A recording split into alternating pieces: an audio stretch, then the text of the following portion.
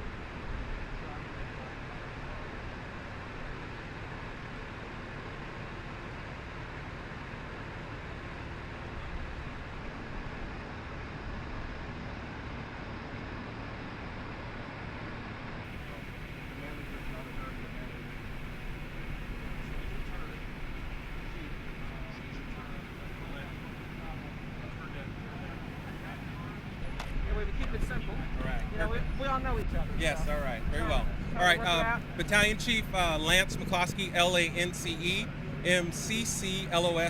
Tell us about your rescue this evening. Okay, at approximately 8:30 or so, we were called out to someone stuck in an elevator. So LAFD fire companies responded. What they found was somebody stuck in some type of utility shaft. They were approximately 20 feet down from the roof. And this, as you can see, the building behind me is 4 stories. So we had to come up with a plan on how to get that person either up or down. So it's an older style building built pre-33. So you have brick and mortar, things of that nature. The person that we came on was actually had no medical complaint.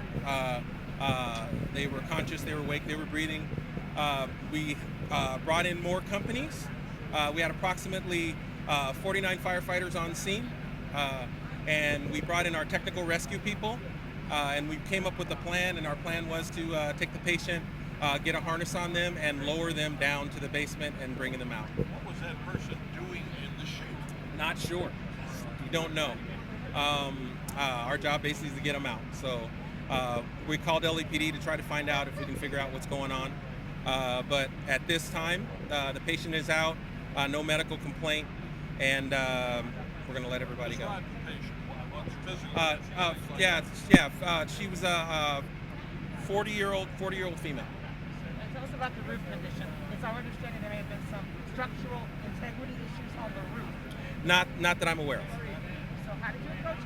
From the ground and from the top? Yeah, so we approached her from the ground and top. We put companies, we actually had companies down in the basement, companies on the 3rd floor, and companies on the roof. So this is basically surrounded her, went inside. Yes, sir. And then we came up with multiple plans. One plan was to raise, one plan was to lower, and one plan was to start breaching walls to get to her. Go ahead.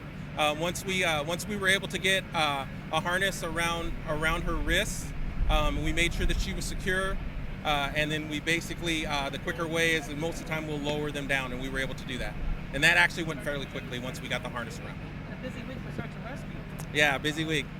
Folks, on this scene, were they also perhaps involved in the dog rescue yesterday? Yes, USAR 88 is part of the Swiftwater, and they were assisting with that, with the rescue that was in the channel, yes. You had to lower this woman to get her down. I mean, they have to reassure her, this is what we're going to do, we're going to get you down. Yes. She's coherent, able to understand what She was coherent. She was able to understand anything that we do on things like of that nature. We will explain what we want to do, how we're trying to do it. We had a little bit of a language barrier, Spanish speaking, but we had Spanish speaking members on the crew who were able to talk to her. Do you have any reason to believe that she lives here or was trespassing? I have no idea, man. you got her to the ground, what were her thoughts, reactions? Well, we just had people evaluate her, and that's all that's all that I know. She been transported? Not yet. Any injuries? Is she No, she's not complaining of any injuries or any complaints. I hate to say it, what's she doing in the trash chute? Yeah. Who knows? I have no idea. I wish I could answer. Yeah, it was a utility chute. It was approximately 2 by 2. So, like I said, this is a pre-33 building. So it was built in the 30s, right, or prior to 1930s, somewhere around there. And so, you know, those type of buildings, rooms were smaller.